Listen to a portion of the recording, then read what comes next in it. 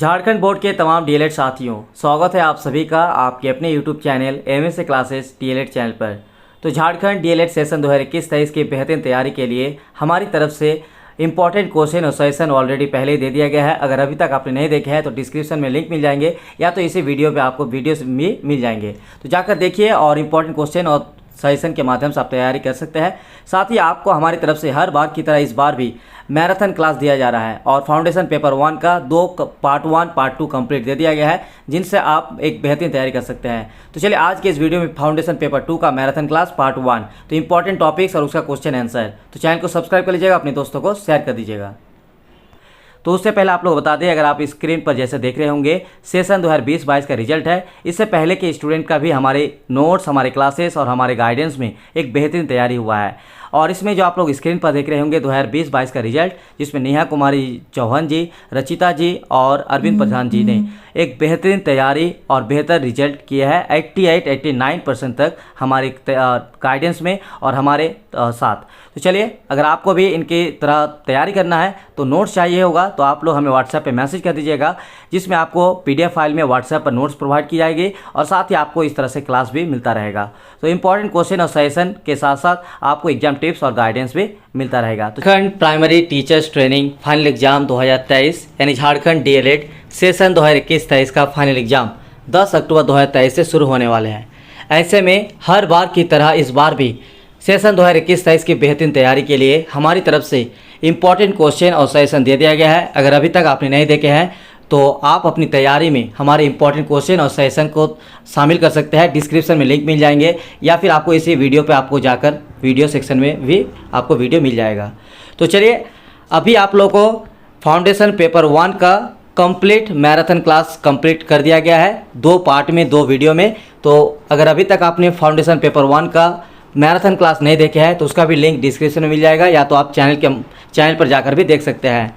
तो चलिए, अब सेशन 2021-23 की बेहतरीन तैयारी के लिए फाउंडेशन पेपर 2 का पार्ट 1, जिसमें कंप्लीट 5 टॉपिक्स और लगभग 10-12 क्वेश्चन यहाँ पे कवर करेंगे। और इन टॉपिक्स के मदद से अगर आप पूरा वीडियो देखते हैं तो मुझे पूरा उम्मीद है कि पेपर 2 को लेकर जो कॉन्सेप्ट है वो आपका क्लियर हो जाएगा और आपकी तैयारी आसान हो जाएगा। तो बस आपको 1 घंटा टाइम देना है इस वीडियो को, और इसका पार्ट 2 भी आएगा 1 घंटे का, तो उसको भी आपको पूरा देखना है। तो 2 घंटे के वीडियो में आपका पूरा foundation paper 2 complete concept clear हो जाएगा। तो चलिए आज वीडियो स्टार्ट करते हैं फाउंडेशन पेपर 2 का। तो बस एक ही रिक्वेस्ट रहेगा, चैनल को सब्सक्राइब रखिएगा, क्योंकि आने वाले दिनों में जो भी वीडियो आएगा वो आपको मिलता रहेगा। क्लासेस भी और वगैरह जितना भी इंपॉर्टेंट मटेरियल वगैरह होगा सब कुछ आपको मिलता रहेगा। साथ ही चैनल को सब्सक्राइब करने के साथ साथ बेल आइकन को भी प्रेस कर रखिएगा ताकि आपको जल्दी वीडियो मिल जाए। और इसके अलावा चैनल कमेंट सेक्शन में एक कमेंट चाहिए, आप लोगों से रिक्वेस्ट है कि वीडियो कैसा लग रहा है, आप लोग क्लास जो दिया जा रहा है वो किस तरह का है, इसका भी आप लोगों को कमेंट जरूर कीजिएगा।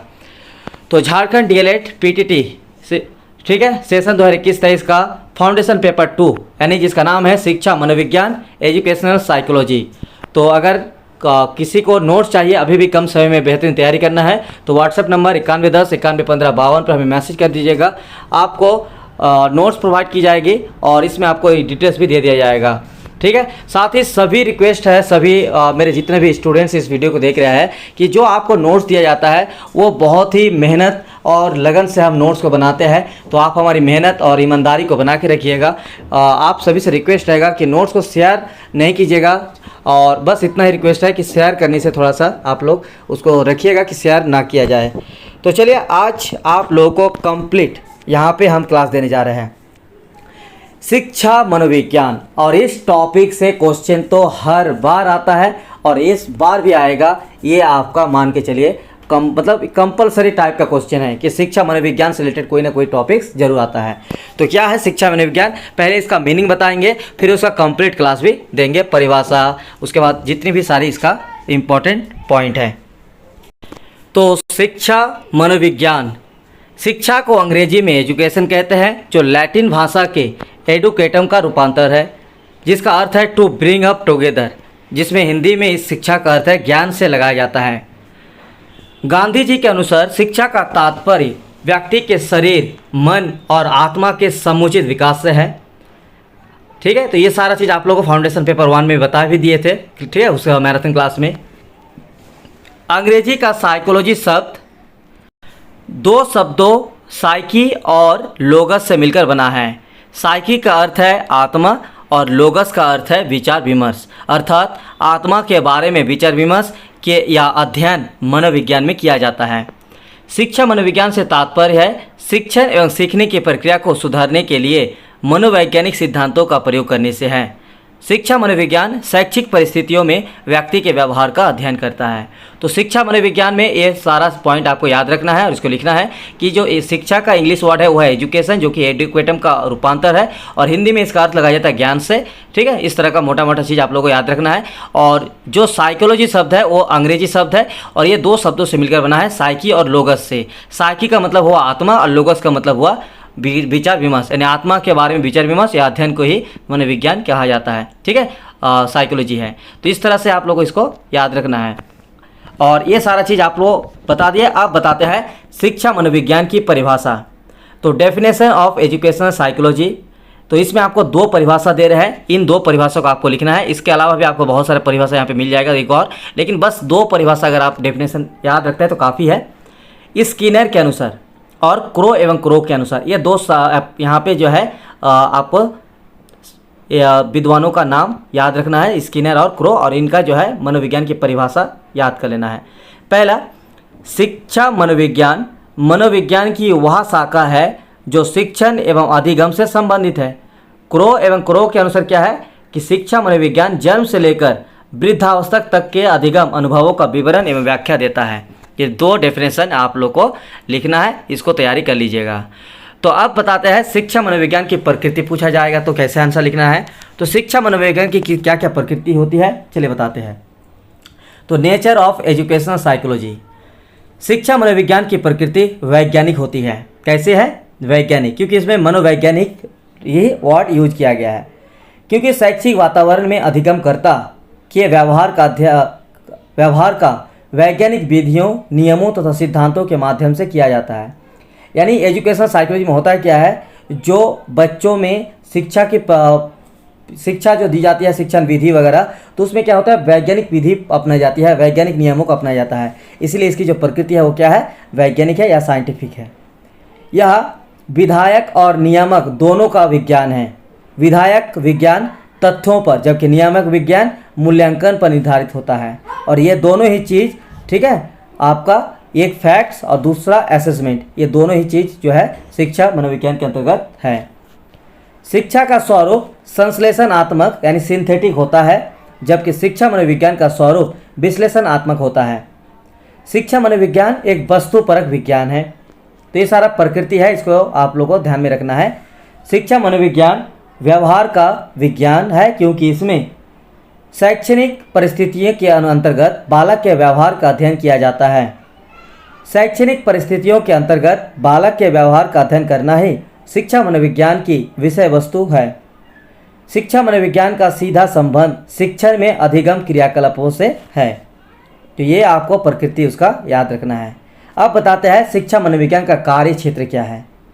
तो शिक्षा मनोविज्ञान के जितना भी यहाँ पे कार्य बताएंगे, आपको करना क्या है, जितना भी यहाँ पे पॉइंट है इन सभी पॉइंट को कॉपी में नोट करना है और इसको जो है आपको ध्यान में रखना है। बाकी यहाँ पे ये जो टोटल चीज़ है इसको हम समझा देते हैं आप लोग को, इसको जो है आपको समझ जाना है और इसको अपने से एक्सप्लेन करना है एग्जाम में। बाकी आपको जो माइंड में रखना है वो है ये सब पॉइंट। तो पहला पॉइंट है शैक्षिक निर्देशन एवं परामर्श। शिक्षा मनोविज्ञान का जो कार्य क्षेत्र है, पहला है शैक्षिक निर्देशन एवं परामर्श, यानी शिक्षा की जो प्रक्रिया है उसको निर्देशन करना और उसको परामर्श देना ही शिक्षा मनोविज्ञान का पहला कार्य क्षेत्र है। तो अध्यापक का एक पुनीत कार्य है। विद्यार्थी के विद्यालय तथा व्यक्तिगत जीवन में अनेक अवसर आते हैं जब उन्हें सही मार्गदर्शन की आवश्यकता होती है। कक्षा में समायोजन विद्यार्थियों को भी निर्देशन और मार्गदर्शन देना पड़ता है। निर्देशन और परामर्श के लिए विद्यार्थियों के वातावरण, अधिगम स्तर, स्मृति, आदत, योग्यताओं, बुद्धि, ठीक है, व्यक्तिगत भिन्नता, मानसिक स्वास्थ्य आदि का अध्ययन करना आवश्यक है। तो इस तरह की चीज़ों के लिए जो है शिक्षा मनोविज्ञान कार्य करता है। पॉइंट नंबर 2, पाठ्यक्रम निर्माण। तो शिक्षा मनोविज्ञान का महत्वपूर्ण एक काम है, वो है पाठ्यक्रम का निर्माण। और पाठ्यक्रम ऐसा होना चाहिए जो स्टूडेंट्स के रुचि, उसकी अभिरुचि, उसकी आवश्यकता, उसकी एज, उसकी बुद्धि, उसकी क्षमता के अनुसार होना चाहिए। तो ये है पाठ्यक्रम निर्माण। अगला है शिक्षा मनोविज्ञान का कार्य, वो है अध्ययन विधियाँ। तो शिक्षा मनोविज्ञान का सबसे इंपॉर्टेंट है वह अध्ययन विधियाँ। ये ऐसे ऐसे अध्ययन विधियाँ प्रस्तुत करती है जिसके माध्यम से बच्चों की जो शैक्षणिक प्रक्रिया है वो आसान और सरल बन जाती है। ठीक है, उसके बाद अगला पॉइंट है सीखना। तो सीखना भी शिक्षा मनोविज्ञान का एक प्रमुख कार्य क्षेत्र है। शिक्षा जगत की समस्या यह रहती है कि शिक्षक यह जाने कि बालक कैसे सीखते हैं, उनके सीखने को कैसे प्रभावशाली बनाया जा सकता है। शिक्षा मनोविज्ञान में सीखने से संबंधित निम्नलिखित बातों का अध्ययन किया जाता है: सीखने के नियम, सीखने के सिद्धांत, सीखने को प्रभावित करने वाले तत्व, शिक्षा का स्थानांतरण आदि। पॉइंट नंबर 5, समूह मनोविज्ञान। तो इसका भी एक और कार्यक्षेत्र हो गया आपका समूह मनोविज्ञान। अब किसी भी देश में बालकों को समूह रूप में पढ़ाया जाता है। ये आप सभी जानते हैं, हर स्कूल में, हर जगह में बालकों को एक समूह में पढ़ाया जाता है।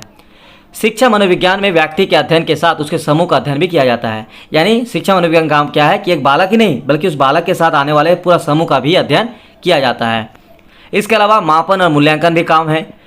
शिक्षा मनोविज्ञान में शैक्षिक उपलब्धि एवं विशेष योग्यता का मापन तथा बुद्धि, चरित्र, व्यक्तित्व संबंधी मापन के लिए विभिन्न साधनों, विधियों, परीक्षणों और सांख्यिकीय कार्य का प्रयोग किया जाता है। अभिवृद्धि एवं विकास। शिक्षा मनोविज्ञान में मनुष्य की शारीरिक अभिवृद्धि और शारीरिक, मानसिक, संवेगात्मक, सामाजिक विकास का वैज्ञानिक अध्ययन किया जाता है। इसमें मानव अभिवृद्धि तथा विकास का अध्ययन 4 कालों शैशवावस्था, बाल्यावस्था, किशोरावस्था, प्रौढ़ावस्था के क्रम में किया जाता है। और लास्ट है इसका कार्यक्षेत्र, वो है मानसिक स्वास्थ्य एवं समायोजन। तो ये भी एक इम्पॉर्टेंट काम है। शिक्षा मनोविज्ञान से क्या होते हैं कि इसमें मेंटली रूप से स्वास्थ्य करते हैं शिक्षण प्रक्रिया को, बालक को, और यहाँ पे बालक के साथ साथ शिक्षक को भी एक मानसिक रूप से तैयार करता है। तो ये पॉइंट आपको ध्यान में रखना है। अब शिक्षा मनोविज्ञान की विशेषता क्या है, इसका महत्व क्या है, ठीक है, क्यों इसकी आवश्यकता है, चलिए इसके बारे में बताते हैं। तो शिक्षा मनोविज्ञान की आवश्यकता इसीलिए है इसके क्योंकि इसका कुछ विशेषता है, इसका कुछ महत्व है। क्या क्या महत्व है? तो पॉइंट नंबर 1, शिक्षा मनोविज्ञान के अध्ययन की मुख्य वस्तु मानव व्यवहार का परिमार्जन है। यानी शिक्षा मनोविज्ञान का अगर अध्ययन जो किया जाता है, इसका एक ही सबसे ज़्यादा महत्व है कि जो मानव व्यवहार है, बालकों में जो बालक का व्यवहार है उसका परिमार्जन करना है। यानी उस बालक के व्यवहार को स्पष्टता लानी है, बालक के व्यवहार को नैतिकता और उसको पूरी तरीके से जो है परिमार्जन करना है, उसको साफ करना है। इस तरह से इसका आपको लिखना है।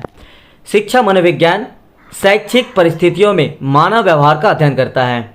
शिक्षा मनोविज्ञान शिक्षा प्रक्रिया को सरल, सुगम तथा द्रुत बनाकर शिक्षण अधिगम का मार्ग भी प्रस्तुत करता है। शिक्षा मनोविज्ञान के अंतर्गत सामान्य मनोविज्ञान के मूलभूत सिद्धांतों तथा विधियों का उपयोग किया जाता है। शिक्षा मनोविज्ञान की प्रकृति वैज्ञानिक है, अर्थात शिक्षा मनोविज्ञान अपने अध्ययन के लिए वैज्ञानिक विधियों का प्रयोग करता है। शिक्षा मनोविज्ञान के अंतर्गत मनोवैज्ञानिक बालक के पूर्ण व्यवहार का अध्ययन करता है, आंकड़े इकट्ठा करता है, खोज करता है, तभी किसी निर्णय पर पहुंचता है। अतः शिक्षा मनोविज्ञान एक प्रकार से प्रकृति विज्ञान है। शिक्षा मनोविज्ञान छात्रों के व्यवहार में अपेक्षित परिवर्तन लाने में भी सक्षम है। तो ये सभी उसकी विशेषता है जो एक बालक के व्यवहार में पूरी तरीके से परिवर्तन लाने की क्षमता रखते हैं। और ये है शिक्षा मनोविज्ञान के संपूर्ण डिटेल्स। तो इससे रिलेटेड कोई ना कोई जरूर क्वेश्चन पूछा जाता है। इसके विशेषता, इसका अर्थ, इसका परिभाषा, आपको इसका आंसर लिखना है।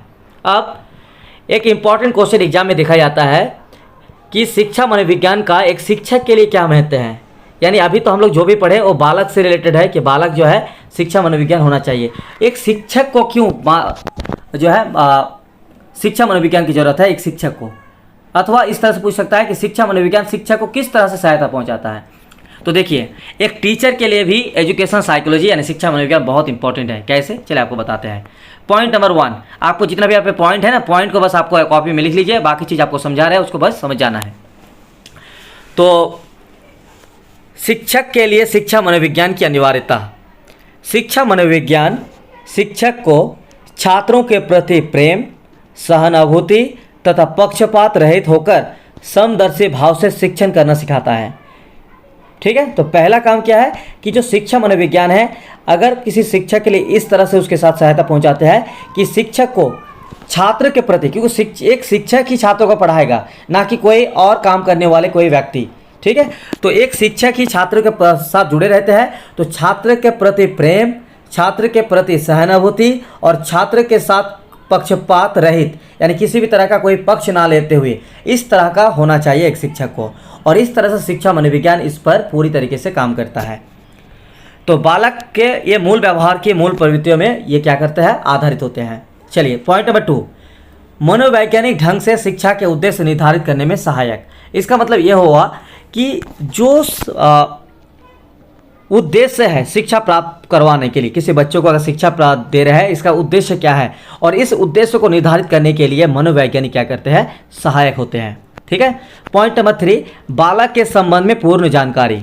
तो शिक्षा मनोविज्ञान का सबसे इंपॉर्टेंट क्या है कि शिक्षा मनोविज्ञान के द्वारा एक शिक्षक को बालक के संबंध में पूर्ण जानकारी मिल जाता है। उसके केस हिस्ट्री मेथड के माध्यम से उसका केस हिस्ट्री निकाला जाता है, उसका निरीक्षण करके उसका पूरा डेटा निकाला जाता है, उसके बारे में पूरी जानकारी मिलती है।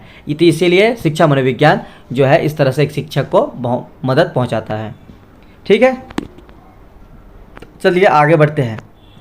जो चैनल को अभी तक सब्सक्राइब नहीं किया है सब्सक्राइब कर लीजिएगा, और आप लोगों का कमेंट अभी भी नहीं आ रहा है तो कमेंट कर लीजिएगा ज़्यादा से ज़्यादा। और हाँ, रिक्वेस्ट यही है अपने साथी को शेयर कर दीजिएगा ताकि सबका एक बेहतरीन तैयारी हो। ठीक है। और जिनको भी नोट्स वगैरह चाहिए होगा तो अभी भी हमारे गाइडेंस में आप तैयारी कर सकते हैं। नोट्स के अलावा आपको एग्जाम खत्म होने तक पूरा गाइडेंस किया जाता है, तो व्हाट्सएप नंबर पर हमें मैसेज जरूर कर दीजिएगा। शिक्षा मनोविज्ञान शिक्षक को अच्छी विधियों की जानकारी देता है। तो शिक्षा मनोविज्ञान से क्या होगा, एक शिक्षक को अच्छी विधि जितनी सारी विधियां हैं, जैसे आपको बताया क्या, निरीक्षण विधि, इंटरव्यू मेथड, ठीक है, उसके बाद आपका केस हिस्ट्री मेथड, ये सारे के सारे आपका जानकारी कौन देता है, शिक्षा मनोविज्ञान ही। शिक्षा मनोविज्ञान का ज्ञान शिक्षक में आत्मबोध पैदा करता है।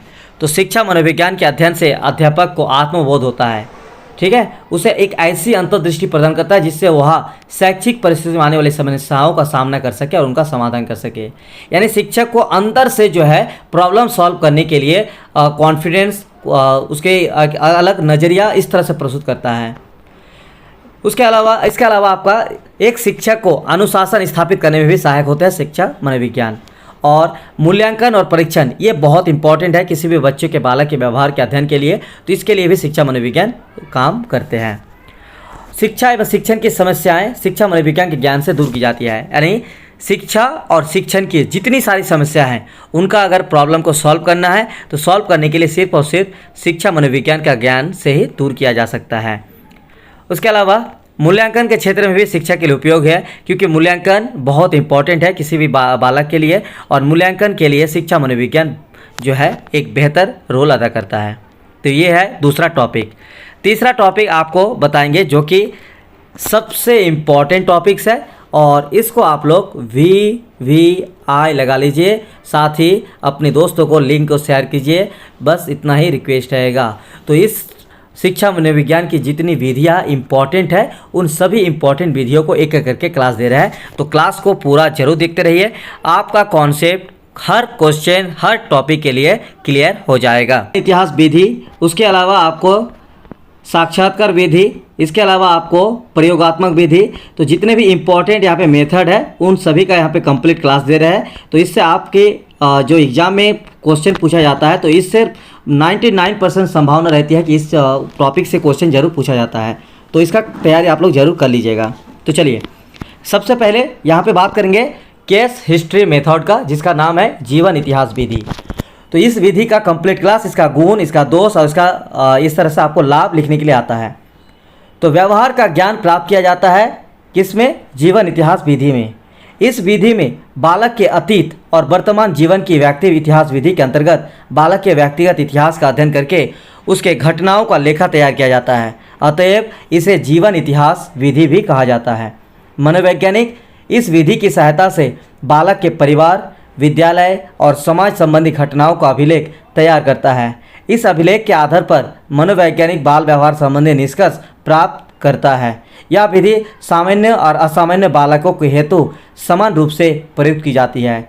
तो इसको अगर मोटे तौर पर अगर बताया जाए तो जीवन इतिहास विधि, जैसे आप लोग अगर आप सीटेट की तैयारी करेंगे तो उसमें एक पोर्टफोलियो नाम का एक क्वेश्चन भी सीटेट के एग्जाम में पूछा जाता है, जिसमें होता है क्या है कि किसी बालक के बारे में कुछ भी अगर उसके बारे में जानकारी प्राप्त होती है कि बालक का पास्ट क्या था, उसका अतीत में क्या कुछ घटना घटा है और उस बालक का प्रेजेंट क्या है और फ्यूचर, इस तरह का जो इतिहास जो निकाला जाता है, उसका हिस्ट्री निकाला जाता है, तो इसको इसी का नाम है जीवन इतिहास विधि।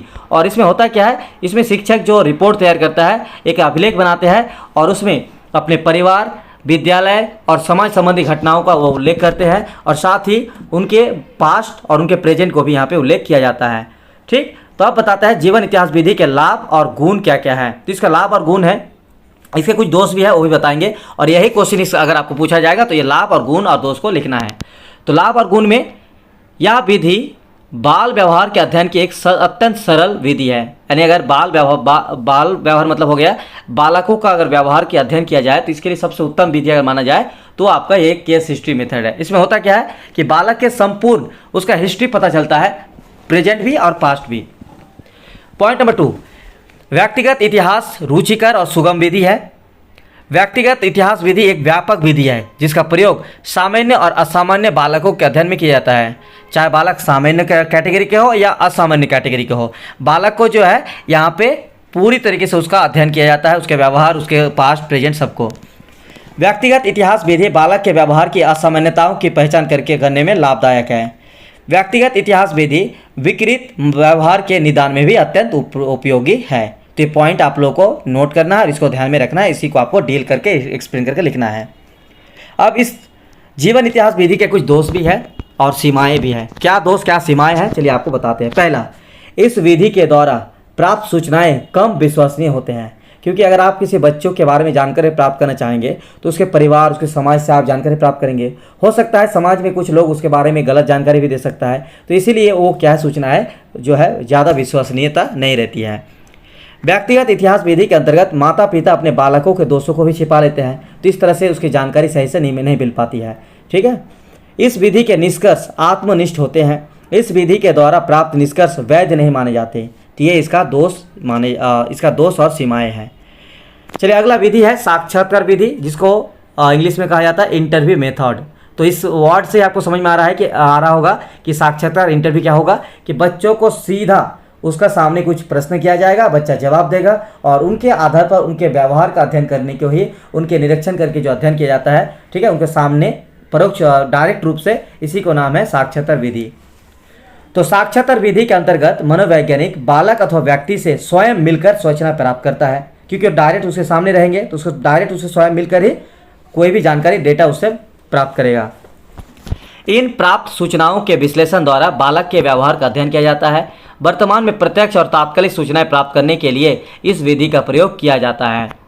साक्षात्कार विधि के प्रमुख लाभ या गुण या विशेषताएं निम्नलिखित हैं। तो इसका क्या क्या गुण और विशेषताएं है, ठीक है, लाभ गुण विशेषता कुछ भी लिखने के लिए आए तो आपको ये पॉइंट कुछ हम दे रहे हैं, इसको आप लोगों को ध्यान में रखना है। चलिए इसका क्लास देते हैं कंप्लीट। यह विधि वास्तविक सूचनाएं एकत्रित करने में लाभदायक है। साक्षात्कार विधि बाल व्यवहार संबंधी नवीन घटनाओं की खोज करती है। यह विधि बालक के व्यावहारिक दोषों की पहचान करने में भी सहायक होती है। साक्षात्कार विधि बालक की असामान्यताओं को दूर करने में लाभकारी है। इस विधि द्वारा निष्पक्ष निष्कर्ष प्राप्त किए जाते हैं। इस विधि के कुछ दोष भी है। क्या क्या दोष है? साक्षात्कार विधि में धन, समय और श्रम का अपव्यय होते हैं। इसमें आपका धन भी लगेगा, समय का भी इसमें व्यय होगा और श्रम का भी व्यय होगा। साक्षात्कार विधि द्वारा प्राप्त निष्कर्ष आत्मनिष्ठ होता है। साक्षात्कार विधि में प्रशिक्षण की आवश्यकता होती है। बिना प्रशिक्षण का कोई भी शिक्षक या कोई भी जो है यहाँ पे साक्षात्कार विधि से बच्चों का व्यवहार का अध्ययन नहीं कर सकते हैं। इस विधि का उपयोग सीमित रूप में ही होता है। इसका प्रयोग विशेष परिस्थितियों में ही किया जाता है। ये हुआ दूसरा मेथड।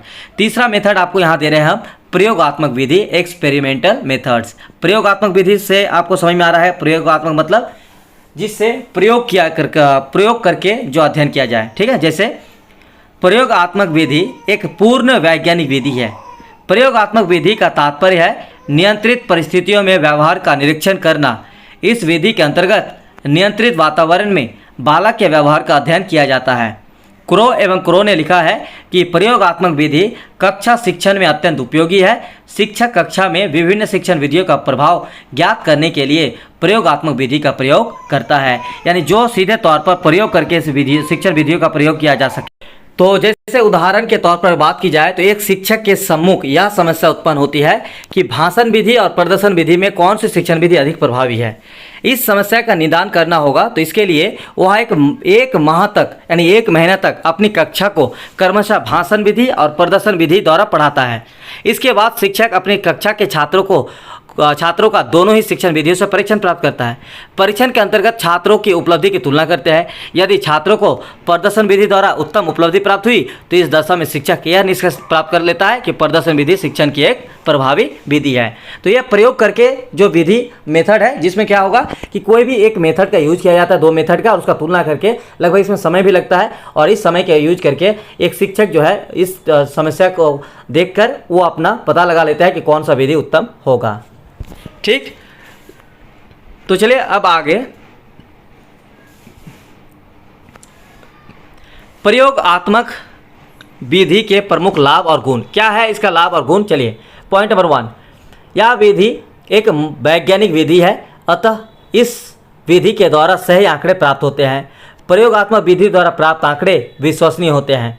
ठीक है, प्रयोगात्मक विधि द्वारा व्यावहारिक घटनाओं को नियंत्रित दशाओं में सत्यापित किया जा सकता है। प्रयोगात्मक विधि में उच्च कोटि की वैधता और वस्तुनिष्ठता देखी जाती है। और वुडवर्थ का भी कहना है इस विधि में प्रयोगकर्ता किसी, इतना नहीं लिखना है आप लोग, ठीक है, ये बस इतना लिखिएगा कि प्रयोगात्मक विधि में उच्च कोटि की वैधता और वस्तुनिष्ठता देखी जाती है। चलिए और आगे प्रयोगात्मक विधि के प्रमुख दोष और सीमाएं क्या है तो बताते हैं। इसका कुछ दोष और सीमाएं भी है। प्रयोगात्मक विधि में बालक के व्यवहार की सभी दशाओं को नियंत्रित करना कठिन है, क्योंकि बालक का व्यवहार प्रति पल बदलता रहता है। प्रयोगात्मक विधि प्रयोगशाला जैसा कृत्रिम वातावरण तैयार करके बालक के व्यवहार का अध्ययन करती है, जो कि अनुचित है। प्रयोगात्मक विधि द्वारा सामाजिक पक्षों का अध्ययन करना संभव नहीं है। यह विधि बालक के समक्ष व्यवहार संबंधी नैतिक कठिनाइयाँ उत्पन्न करती है। तो ये रहा आपका मेथड, हो गया कंप्लीट। ठीक है, प्रयोगात्मक विधि। अब आगे है क्वेश्चनियर मेथड यानी प्रश्नावली विधि। तो क्वेश्चनियर प्रणाली क्या है, चलिए बताते हैं। प्रश्नावली का तात्पर्य है प्रश्न के उत्तर प्राप्त करके बालक के व्यवहार का अध्ययन करना। आप सभी जानते हैं प्रश्नावली विधि, समझ में आ रहा है क्या है कि प्रश्न करके जो बच्चों उत्तर देंगे, ठीक है, और इंटरव्यू में क्या होता है डायरेक्ट उसको जो है उसका इंटरव्यू ली जाती है, उसका व्यवहार का अध्ययन किया जाता है। इसमें जो है प्रश्न करके उत्तर निकाला जाता है और इसका अध्ययन करके समस्याओं का समाधान और उसका जो है छोटे तौर पर उसका सूची बनाई जाती है। क्या क्या है देखिए। अतः इस विधि के अंतर्गत किसी घटना अथवा समस्या का अध्ययन करने के लिए छोटे और सरल प्रश्नों की सूची बनाई जाती है। इसके बाद इसे संबंधित बालक अथवा समूह को हल करने दिया जाता है। इस तरह प्राप्त उत्तरों का निरीक्षण और वर्गीकरण किया जाता है। यह सामाजिक अध्ययन की अत्यधिक उपयोगी विधि है। ठीक है, गुट एवं हैट का मत है कि प्रश्नावली उत्तर प्राप्त करने की एक युक्ति है जिसमें एक प्रपत्र पर उत्तरदाता स्वयं उत्तर लिखता है। इसके कुछ लाभ है, कुछ दोष भी है। चलिए इसका भी आपको देते हैं क्लास। तो प्रश्नावली विधि के प्रमुख लाभ और गुण क्या है। यह विधि बाल व्यवहार के अध्ययन की एक अत्यंत सरल विधि है। प्रश्नावली विधि के द्वारा बालकों से वस्तुनिष्ठ उत्तर प्राप्त किए जाते हैं। प्रश्नावली विधि से वास्तविक सूचनाएं प्राप्त होती हैं। इस विधि से प्राप्त निष्कर्ष विश्वसनीय होते हैं। यह विधि समाज संबंधी व्यवहार के अध्ययन में अत्यंत लाभदायक है। अब इस विधि के कुछ दोष भी है। तो क्या क्या दोष है। तो प्रश्नावली विधि में बाल व्यवहार संबंधी सूचनाएं एकत्रित करने के लिए प्रश्नावली तैयार करना एक अत्यंत जटिल कार्य है।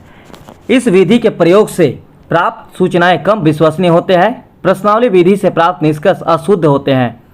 प्रश्नावली विधि में उत्तर देने वाला सही सूचनाएं छिपा भी सकता है। अब है आगे अवलोकन विधि।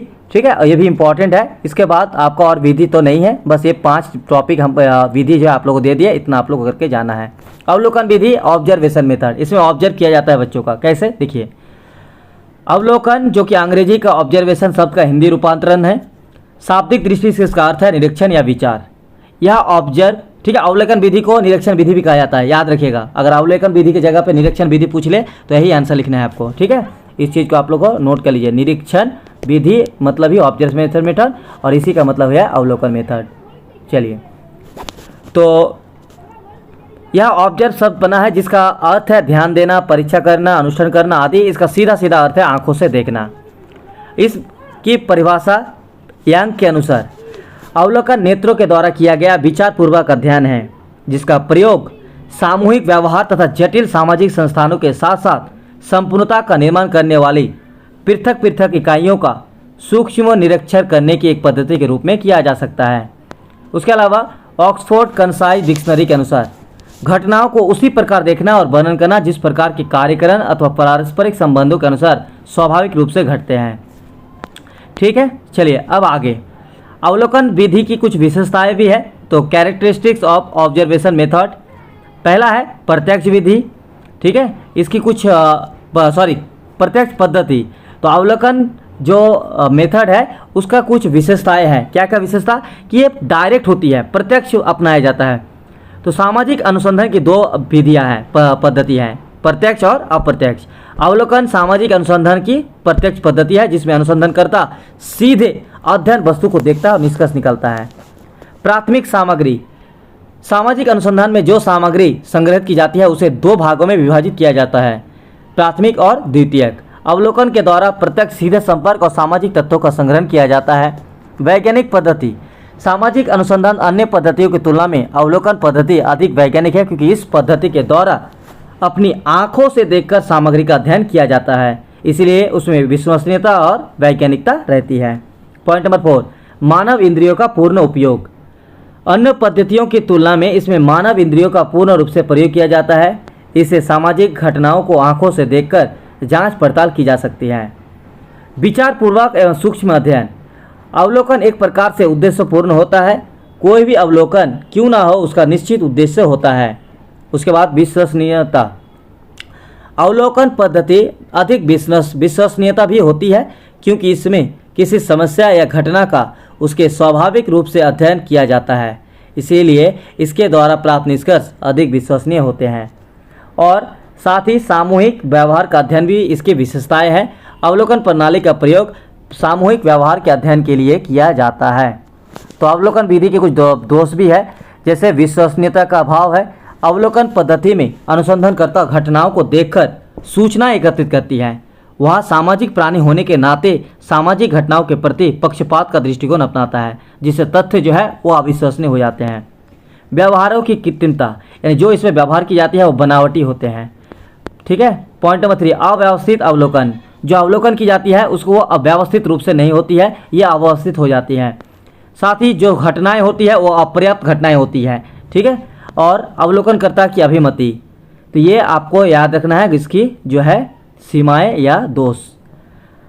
अगला है बहुत इंपॉर्टेंट है कि बालक के व्यवहार को प्रभावित करने वाले कारक। ठीक है, तो चलिए इसका भी क्लास दे रहे हैं।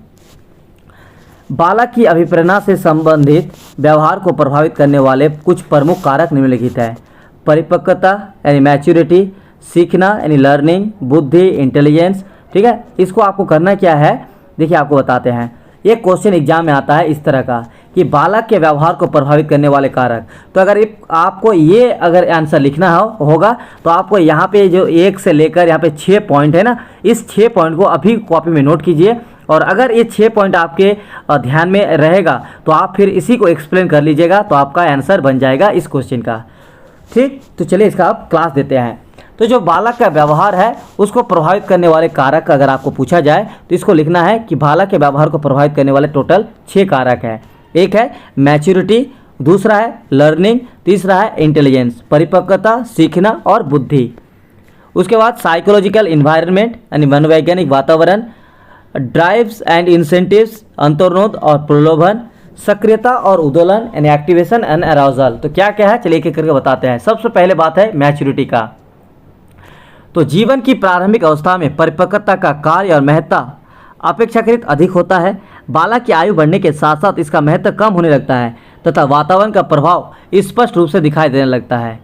अभिप्रेरणा और अभिप्रेरणा से संबंधित मानव व्यवहार के अधिगम में परिपक्वता का बहुत अधिक महत्व है।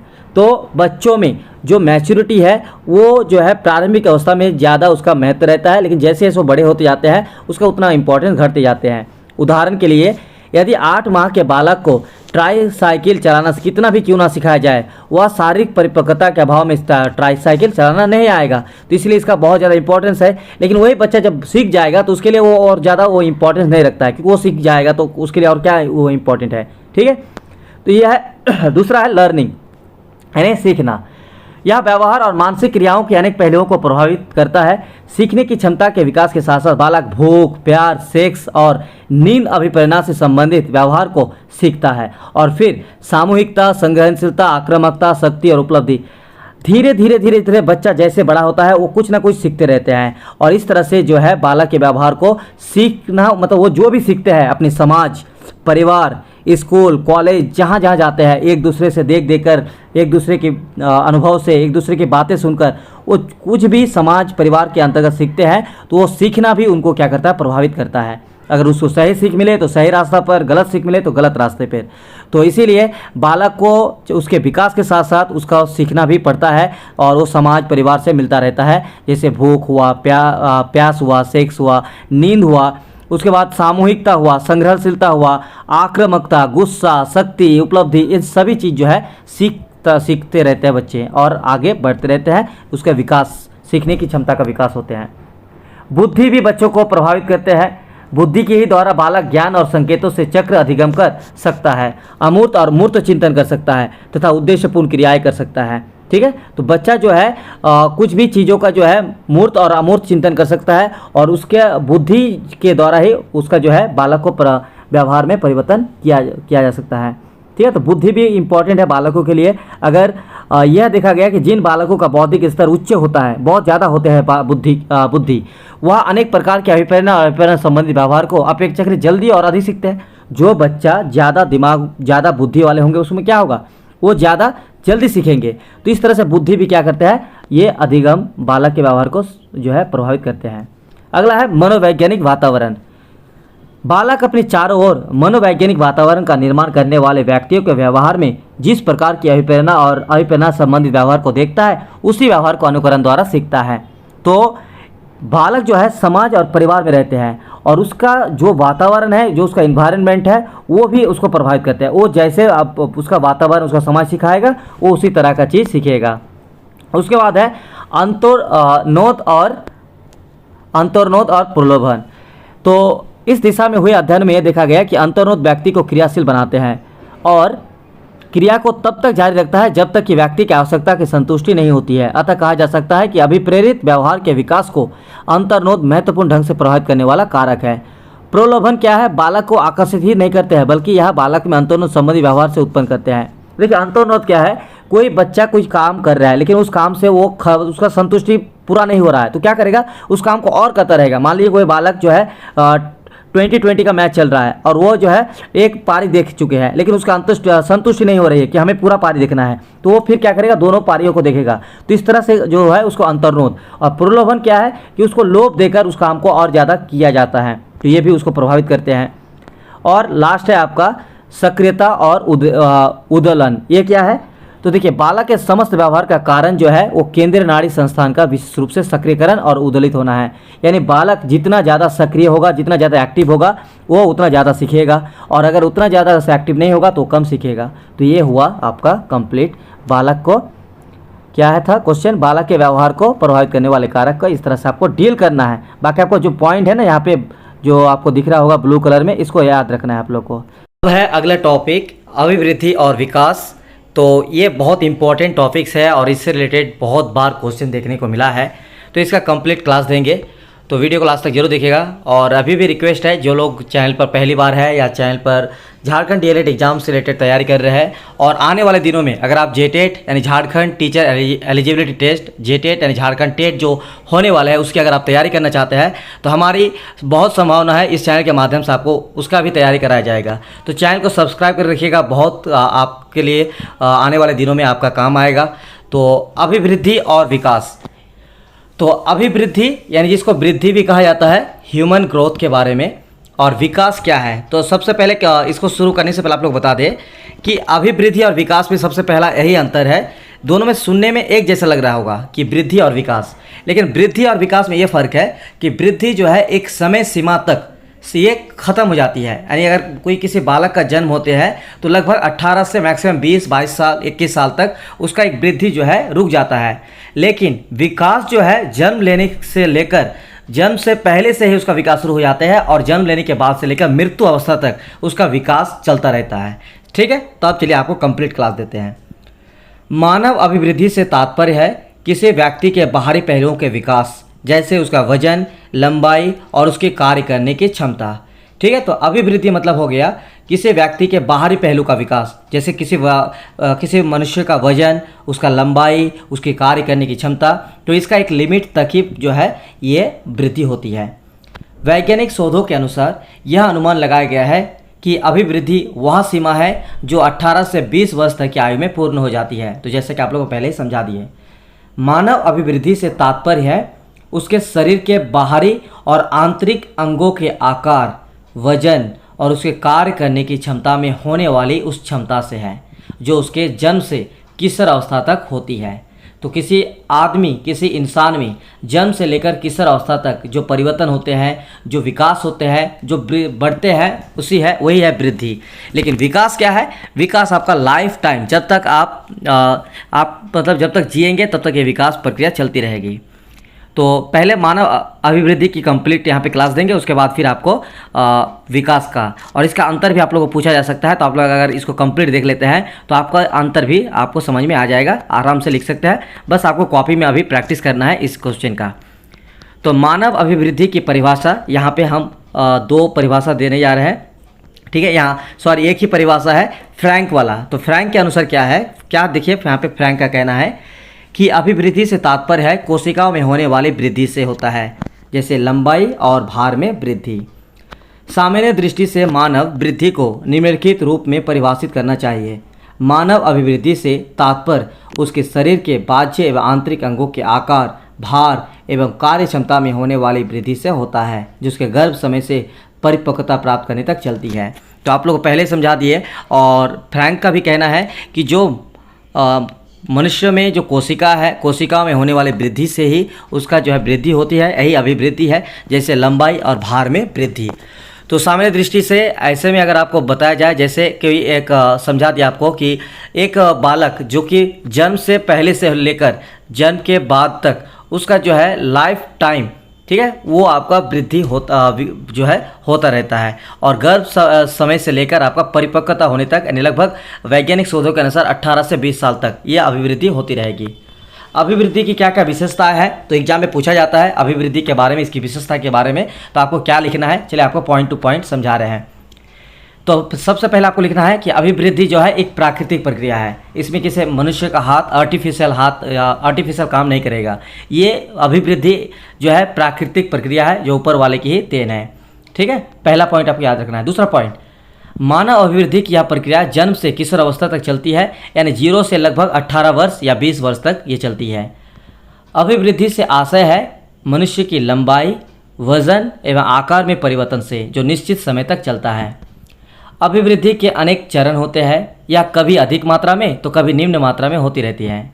ठीक है, मानव अभिवृद्धि सामान्यतः पर्यावरण एवं वंश अनुगत क्रम में होती है, अर्थात उसके वातावरण एवं जन्म कुल के अनुसार उसकी अभिवृद्धि होती है। अभिवृद्धि की एक निश्चित सीमा भी होती है। अनेकों मनोवैज्ञानिक अभिवृद्धि को 18 से 20 वर्ष की आयु में मानते हैं। 7वां नंबर पॉइंट, अभिवृद्धि मात्रात्मक होती है। तो ये भी आपको विशेषता में लिखना है, यानी ये मात्रात्मक होती है और इसका मापन गणितीय संख्याओं एवं विधियों से किया जाता है।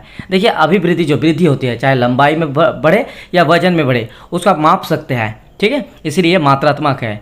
इसीलिए फ्रैंक ने लिखा है कि शरीर एवं व्यवहार के किसी पहलू में जो परिवर्तन होता है उन्हें अभिवृद्धि कहा जाता है, और समय की दृष्टि से व्यक्ति में जो परिवर्तन होता है वह विकास कहलाता है। ठीक है, तो ये है अभिवृद्धि और अभिवृद्धि की विशेषता। इसको आपको याद रखना है, इसको आपको ध्यान में रखना है, इसको आंसर लिखना है, एक्सप्लेन करना है। ठीक है, तो यहाँ पे डिटेल्स बता दिए, अभिवृद्धि का अर्थ, अभिवृद्धि की परिभाषा और उसकी विशेषता। अब चलिए विकास के बारे में बता देते हैं। तो सबसे पहले आप लोग बता दिए कि विकास जो है आपका चलता रहता है।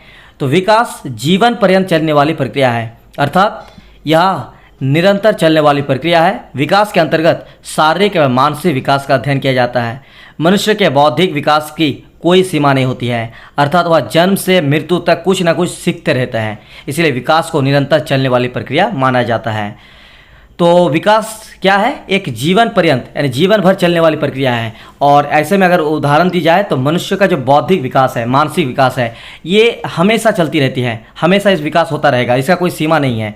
क्योंकि मनुष्य जन्म से लेकर मृत्यु तक कुछ ना कुछ जो है अपने लाइफ, अपने परिवार, अपने रिश्तेदार, अपने माहौल, अपने समाज, अपने वातावरण, अपने स्कूल कॉलेज, हर जगह जो है सीखता रहता है। तो इस तरह से विकास जो है एक निरंतर चलने वाली प्रक्रिया माना गया है। अभिवृद्धि से तात्पर्य है कोशिकाओं में होने वाली वृद्धि से होते हैं, जैसे लंबाई, आकार में, भार में वृद्धि। जबकि विकास से तात्पर्य है उसके संपूर्ण परिवर्तन से होते हैं। समझ में आ गया शायद आप लोगों को अभिवृद्धि और विकास में।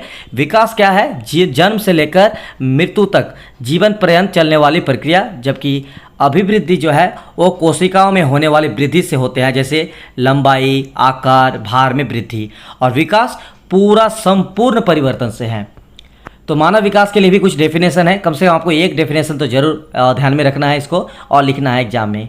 तो definition of human development, Frank के अनुसार अभिवृद्धि से तात्पर्य है कोशिकाओं में होने वाली वृद्धि, जैसे लंबाई और भार में वृद्धि। जबकि विकास से होने तात्पर्य है प्राणी में होने वाले संपूर्ण परिवर्तन। तो यहाँ पे जो आपको बताया ना अभिवृद्धि का तात्पर्य, इसी को जो है फ्रैंक का कहना है कि उसी के भाषा में कि अभिवृद्धि का मतलब हो गया शरीर में जो कोशिका है, तो कोशिकाओं में जो वृद्धि होती है उस वृद्धि के स्वरूप जो लंबाई और भार में वृद्धि होती है, तो ऐसे वृद्धि को अभिवृद्धि कहेंगे। लेकिन संपूर्ण जो परिवर्तन होता है किसी मानव में, किसी मनुष्य में, किसी बालक में, तो ऐसे परिवर्तन को बोलेंगे विकास, जो कि जीवन पर्यंत चलने वाली एक प्रक्रिया है।